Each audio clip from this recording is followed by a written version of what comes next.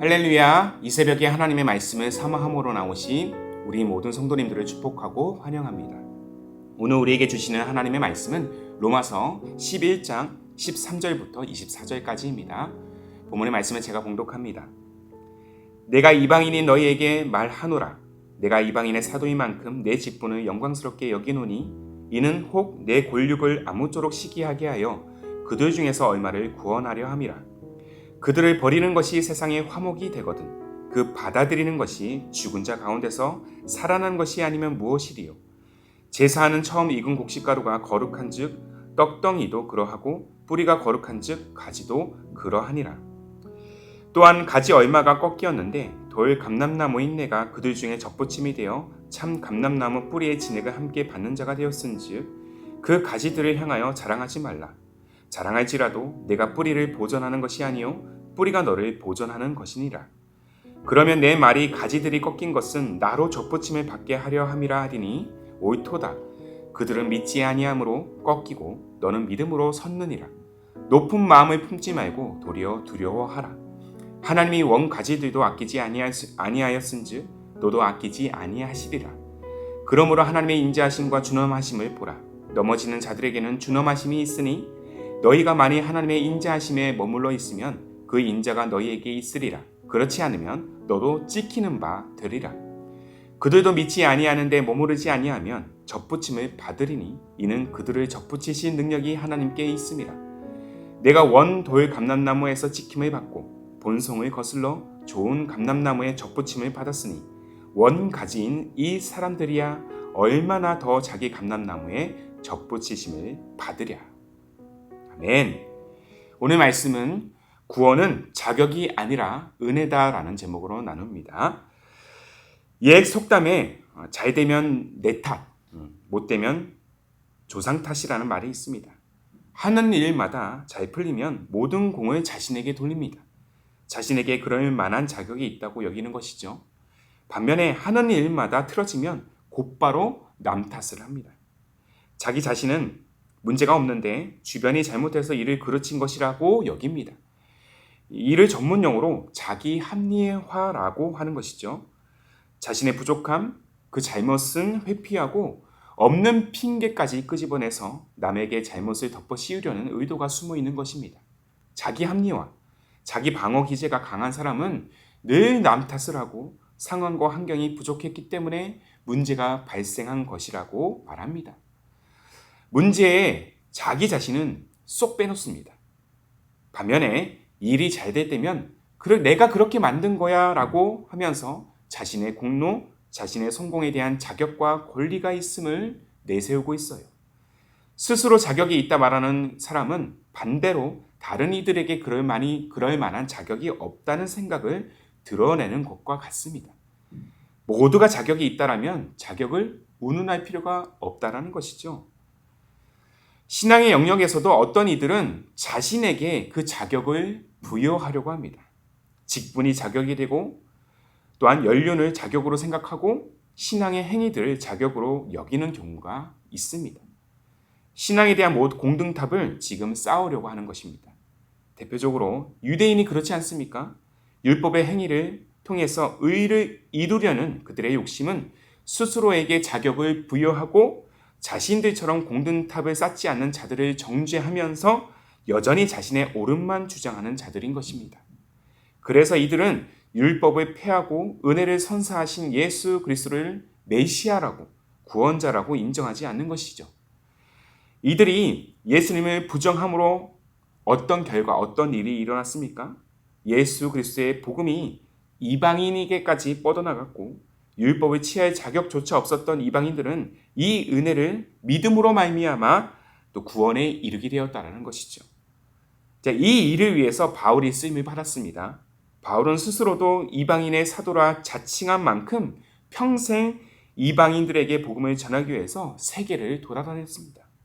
그러나 이방인들을 향한 그의 선교 사역은 이방인만 구원의 자리로 이끌기 위한 목적으로 한 것이 아니에요. 자, 본문 14절의 말씀을 다시 한번 봅시다. 이는 혹 내 골육을 아무쪼록 시기하게 하여 그들 중에서 얼마를 구원하려 함이라.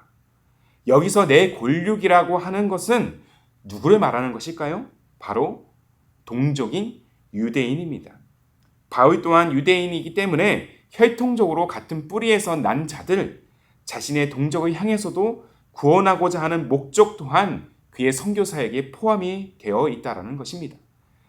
이방인들이 믿음으로 복음을 받아들이고 또한 구원 역사에 동참하는 모습을 목격한 유대인들이 시기와 질투를 느껴서 그들 중에 얼마라도 예수를 믿게 하는 것 또한 바울 선교 사역에 있어서 중요한 목적 중에 하나라는 것이죠. 이방인의 사도인 바울은 이방인만을 위해서가 아닌 자신의 동족 유대인들까지 구원받기를 원했습니다.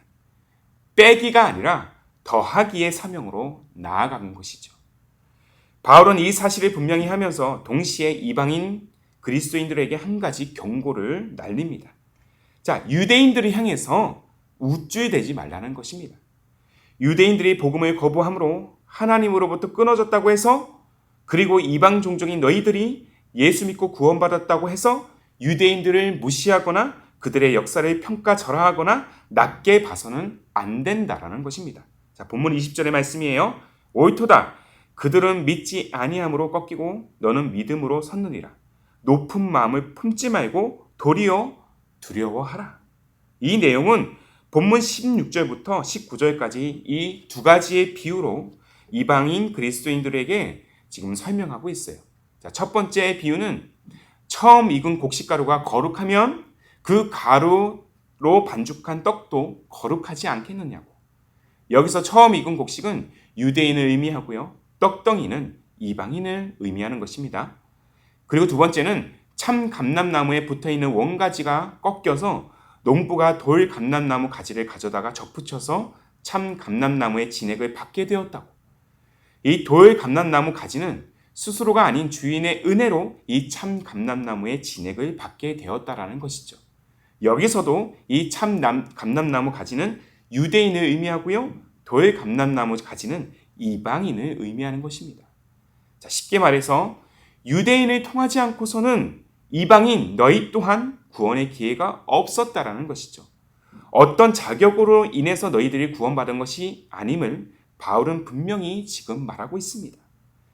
그리고 유대인도 자신의 교만과 부정으로 인하여 꺾였던 것처럼 이방인 너희들도 교만하면 언제든지 찍힐 것이라고 말합니다.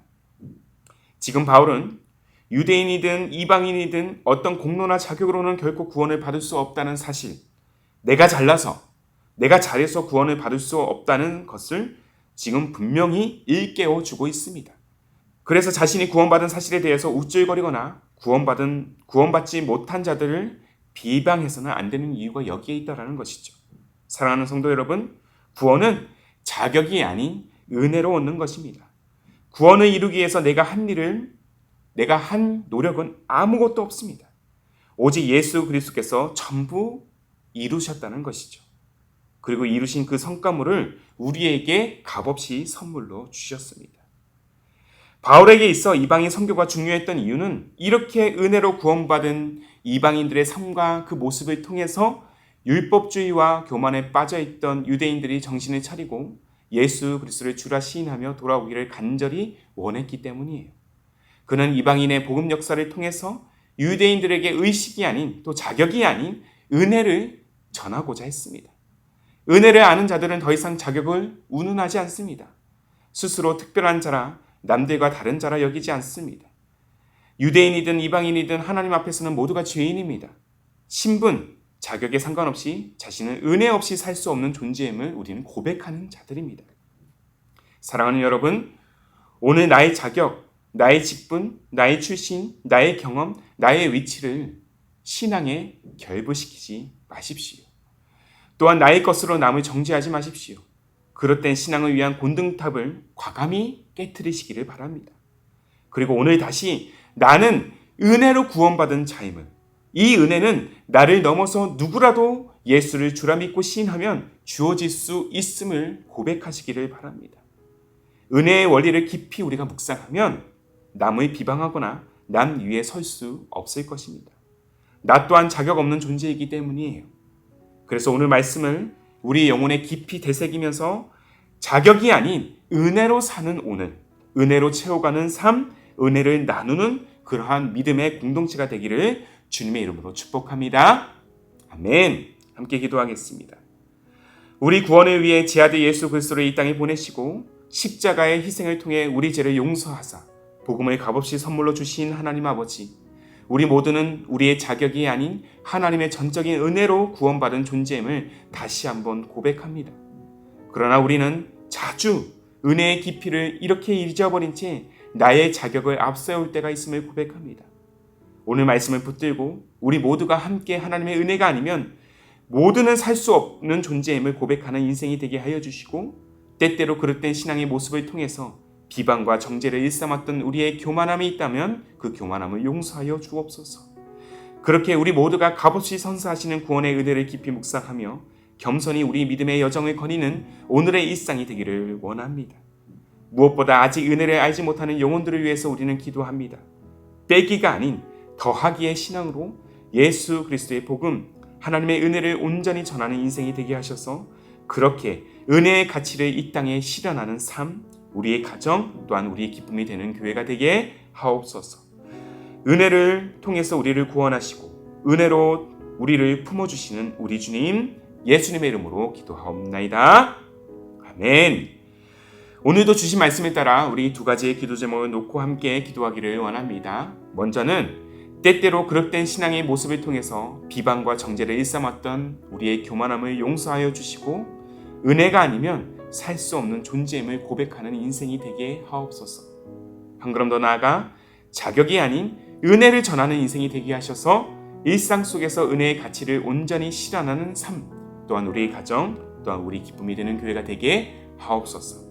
이 두 가지의 기도 제목을 간절한 마음으로 함께 고백하시면서 기도로 하루의 삶을 열어가시기를 바랍니다. 함께 마음을 다해 기도하겠습니다.